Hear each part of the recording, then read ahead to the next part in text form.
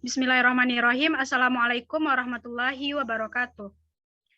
Pertama-tama, marilah kita ucapkan puji dan syukur kehadiran Allah Subhanahu wa Ta'ala yang telah melimpahkan rahmat dan karunia-Nya kepada kita bersama. Salawat beserta salam, tak lupa pula kita kirimkan kepada Nabi besar kita, Nabi Muhammad Shallallahu Alaihi Wasallam, yang telah membawa umat manusia dari zaman jahiliyah kepada zaman Islamiyah yang kita rasakan pada saat sekarang ini. Yang sama-sama kita hormati Ibu Rahma Evita Putri MPD selaku dosen pengampu mata kuliah kelistrik magnetan dan teman-teman yang berbahagia. Baiklah, kami dari kelompok 4 akan mempresentasikan hasil diskusi kami yang berkaitan dengan aplikasi elektromagnetik pada 5 teknologi terbarukan. Kami dari kelompok 4 yang beranggotakan 4 orang, yaitu saya sendiri selaku moderator Multi Armaina dengan NIM 20231065 dan ketiga rekan saya lainnya yaitu Jihan Azeli dengan NIM 20231119, yang kedua Mardia Hayati dengan NIM 20231123 dan Maureen Anjani dengan NIM 20231063.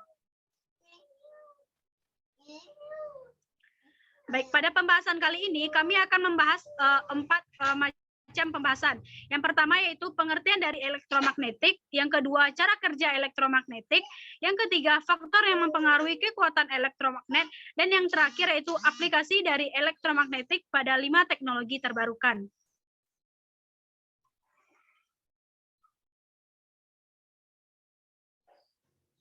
Baik, untuk pembahasan yang pertama yaitu tentang pengertian elektromagnetik yang akan dijelaskan oleh rekan saya, Maureen Anjani. Kepada Maureen dipersilahkan. Baik, terima kasih atas kesempatannya. Saya akan menjelaskan tentang pengertian elektromagnetik. Elektromagnetik ini ada beberapa istilah. Yang pertama ada elektromagnetisme yang merupakan cabang ilmu fisika yang mempelajari hubungan antara medan listrik dan medan magnet di dalam rangkaian listrik yang menghasilkan gaya gerak listrik dan medan elektromagnetik. Jadi elektromagnetisme ini adalah yang sedang kita pelajari pada saat ini. Kemudian terdapat istilah elektromagnet yang merupakan sebuah perangkat besi magnet yang terdiri atas sebuah inti besi lunak yang dimasukkan ke dalam kumparan panjang atau disebut dengan solenoida. Next. Yang kedua akan dijelaskan tentang cara kerja elektromagnetik. Nah, magnet listrik atau elektromagnet sangat erat hubungannya dengan solenoida. Solenoida adalah penghantar melingkar yang berbentuk kumparan panjang. Jika solenoida dialiri arus listrik, maka ia akan menghasilkan medan magnet. Medan magnet yang dihasilkan solenoida berarus listrik bergantung pada kuat arus listrik dan banyaknya kumparan. Jadi, kuat arus listrik dan banyaknya kumparan ini akan menjadi faktor dari kekuatan elektromagnet itu sendiri. Kemudian, garis-garis gaya magnet pada solenoida merupakan gabungan dari garis-garis gaya magnet dari kawat melingkar. Gabungan itu akan menghasilkan medan magnet yang sama dengan medan magnet sebuah magnet batang yang panjang. Kumparan seolah-olah mempunyai dua kutub, yakni ujung yang satu merupakan kutub utara dan ujung kumparan yang lainnya merupakan kutub selatan. Next. Yang ketiga adalah faktor yang mempengaruhi kekuatan elektromagnet. Ada 3 faktor yang dapat mempengaruhi kekuatan elektromagnet. Di antaranya faktor yang pertama adalah banyaknya lilitan pada kumparan. Nah, makin banyak lilitan yang ada pada kumparan, maka makin besar pula medan magnet yang dihasilkan. Yang kedua, besar atau kecilnya kuat arus yang dialirkan. Sama halnya dengan banyaknya lilitan pada kumparan, makin besar kuat arusnya, maka makin besar pula medan magnet yang akan dihasilkan. Yang ketiga, ada atau tidaknya inti besi di dalam kumparan. Makin besar atau makin panjang inti besi yang berada di dalam solenoida, maka makin besar pula medan magnet yang dihasilkan oleh elektromagnet tersebut. Nah, sekian penjelasan yang dapat saya sampaikan. Saya kembalikan kepada moderator. Baik, terima kasih kepada Maureen Anjani yang telah menjelaskan materi yang pertama. Selanjutnya untuk materi yang kedua yaitu tentang aplikasi elektromagnetik pada 5 teknologi terbarukan yang akan dijelaskan oleh rekan saya, Jihan Azeli. Kepada Zihan Hazeli dipersilahkan. Baik, saya akan menjelaskan aplikasi elektromagnetik pada 5 teknologi terbarukan. Yang pertama yaitu pada bel listrik. Bel listrik atau electric bell adalah sebuah alat yang dapat mengubah energi listrik menjadi energi suara dengan menggunakan prinsip elektromagnetik yang bekerja secara otomatis. Alat ini memanfaatkan sifat kumparan yang jika dialiri listrik akan menghasilkan medan magnet. Medan magnet ini akan menarik logam yang dinamakan armatur yang disambungkan ke pemukul lonceng sehingga pergerakan armatur tersebut membuat bel berbunyi. Selanjutnya yaitu kegunaan dari bel listrik. Yang pertama, sebagai sistem keamanan dan keselamatan di pabrik maupun hotel. Yang kedua, sebagai tanda peringatan. Yang ketiga, penanda kedatangan kereta. Yang keempat, sebagai bel di rumah. Yang kelima, sebagai bel di sekolah. Yang keenam, sebagai pembuat ritme. Selanjutnya yaitu pada metal detektor. Metal detektor merupakan sebuah alat elektronik yang memanfaatkan mekanisme elektromagnetik untuk melacak kandungan metal pada sebuah objek. Umumnya, metal detektor terdiri dari 3 komponen utama yaitu transmitter coil dan receiver coil, standar wave analyzer. Selanjutnya yaitu prinsip kerja metal detektor.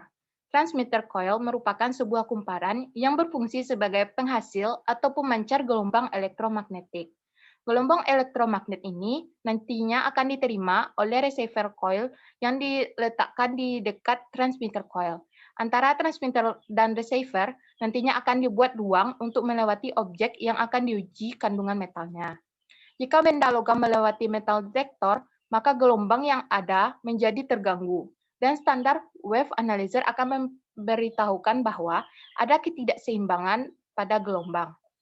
Standar wave analyzer ini terhubung ke control unit yang nantinya akan mengontrol sistem yang ada pada metal detektor, seperti bunyi alarm, mengaktifkan lampu indikator, menghentikan atau membalik putaran motor. Memisahkan objek yang terdeteksi mengandung metal pada conveyor belt metal detektor.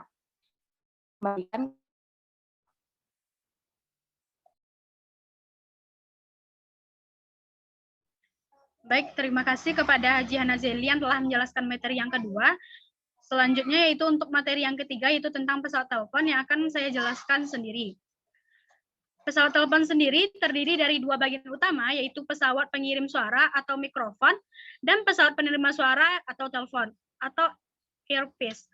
Pada pesawat penerima suara terdapat magnet dan elektromagnet. Mikrofon ini terdiri atas diafragma aluminium, kotak karbon, dan butir-butir karbon. Adapun telepon ini terdiri atas 3. Yang pertama yaitu diafragma besi, magnet permanen, dan elektromagnet. Untuk gambar pesawat telepon dapat teman-teman lihat pada slide yang telah ditampilkan.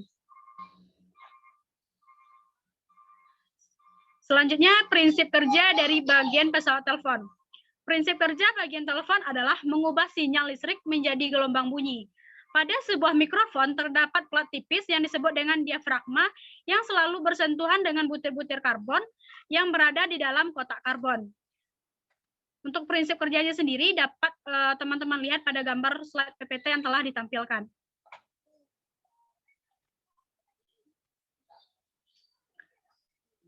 Selanjutnya yang keempat yaitu relay. Relay adalah alat yang dapat menghubungkan atau memutus arus listrik besar dengan menggunakan arus listrik kecil. Dengan kata lain, relay ini bekerja sebagai saklar pada rangkaian listrik yang berarus besar. Bagian utama relay adalah elektromagnet dan kontak. Relay banyak digunakan sebagai kontak starter mobil dan saklar pada jarak jauh. Sebagai contohnya yaitu relay digunakan untuk membuka pintu pada garasi. Saklar pengatur dihubungkan dengan rangkaian elektronik yang peka terhadap cahaya.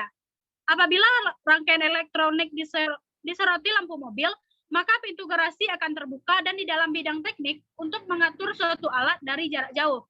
Misalnya saja yaitu pada motor listrik. Oleh karena itu, motor listrik atau mesin-mesin listrik yang memerlukan arus besar dapat dikontrol dari jauh dengan menggunakan kabel yang dapat dilalui arus kecil. Bagian utama dari relay ini ada 4. Yang pertama yaitu magnet listrik, yang kedua sauk, yang ketiga kontak, dan yang keempat pegas. Gambar dari bentuk relay ini dapat teman-teman lihat pada slide PPT yang telah ditampilkan.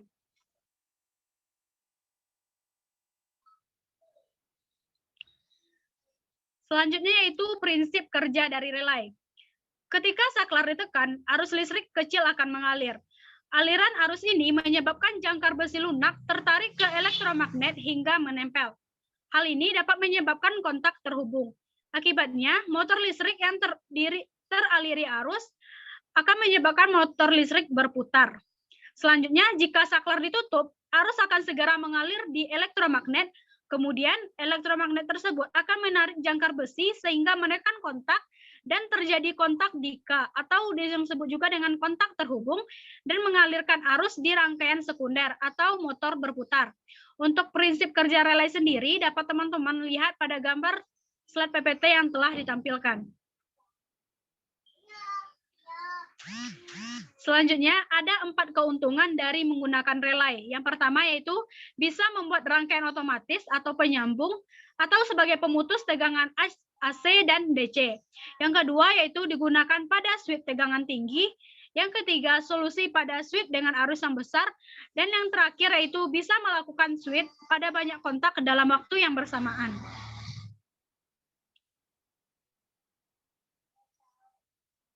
Baik, sekian yang dapat saya sampaikan. Untuk pembahasan selanjutnya yaitu tentang loudspeaker yang akan dijelaskan oleh rekan saya Mardiah Hayati. Kepada Mardiah dipersilahkan. Baik, saya akan melanjutkan materi berikutnya yaitu alat teknologi yang berikutnya adalah loudspeaker. Loudspeaker atau pengeras suara adalah transducer yang mengubah sinyal elektrik yang frekuensi audio dengan cara menggetarkan komponennya yang berbentuk membran untuk menggetarkan udara, sehingga terjadilah gelombang suara sampai di gendang telinga kita dan dapat kita dengar sebagai suara. Timbulnya suara ini dikarenakan adanya fluktuasi tekanan udara yang disebabkan oleh gerakan atau getaran suatu objek tertentu. Ketika objek tersebut bergerak atau bergetar, objek tersebut akan mengirimkan energi kinetik untuk partikel udara di sekitarnya. Berikutnya ada komponen-komponen loudspeaker. Yang pertama ada kon, yaitu berfungsi untuk menghasilkan gelombang tekanan akibat gerakan di udara yang ada di sekitarnya sehingga disebabkan oleh gerakan kumparan. Yang kedua ada diafragma, yaitu berfungsi untuk menerima induksi dari magnet sehingga menghasilkan suara sebagai akibat dari getarannya. Yang ketiga ada magnet. Magnet ini berfungsi untuk menginduksi membran dan menghasilkan medan magnet.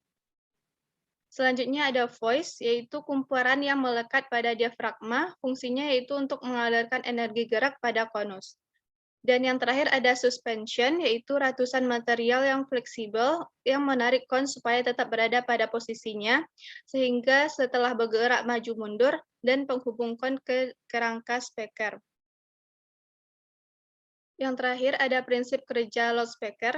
Dalam rangka menerjemahkan sinyal listrik menjadi suara yang dapat didengar, speaker ini memiliki komponen elektromagnetik yang terdiri dari kumparan yang disebut dengan voice coil, yaitu untuk membangkitkan medan magnet dan berinteraksi dengan magnet permanen, sehingga menggerakkan speaker maju mundur. Selanjutnya, sinyal listrik yang melewati voice coil akan menyebabkan arah medan magnet berubah secara cepat sehingga terjadi gerakan tarik dan tolak dengan magnet permanen. Dengan demikian, terjadilah gerakan yang maju mundur pada kon speaker. Pada prinsipnya, semakin besar kon, semakin besar pula lah permukaan yang dapat menggerakkan udara, sehingga suara yang dihasilkan speaker juga akan semakin besar. Suspension yang terdapat dalam speaker ini berfungsi untuk menarik kon ke posisi semulanya setelah bergerak maju mundur. Suspensi juga berfungsi sebagai pemegang kon dan voice coil. Kemudian kekakuan atau rigidity komponen dan desain suspension dapat mempengaruhi kualitas suara pada speaker. Sekian materi dari saya kembalikan kepada moderator. Baik, terima kasih kepada Mardiah Hayati yang telah menjelaskan materi yang terakhir. Baik, sekian presentasi hasil dari kelompok 4 tentang aplikasi elektromagnetik pada 5 teknologi terbarukan. Saya selaku moderator dari kelompok 4, mohon maaf jika terdapat kesalahan. Saya akhiri dengan Assalamualaikum warahmatullahi wabarakatuh.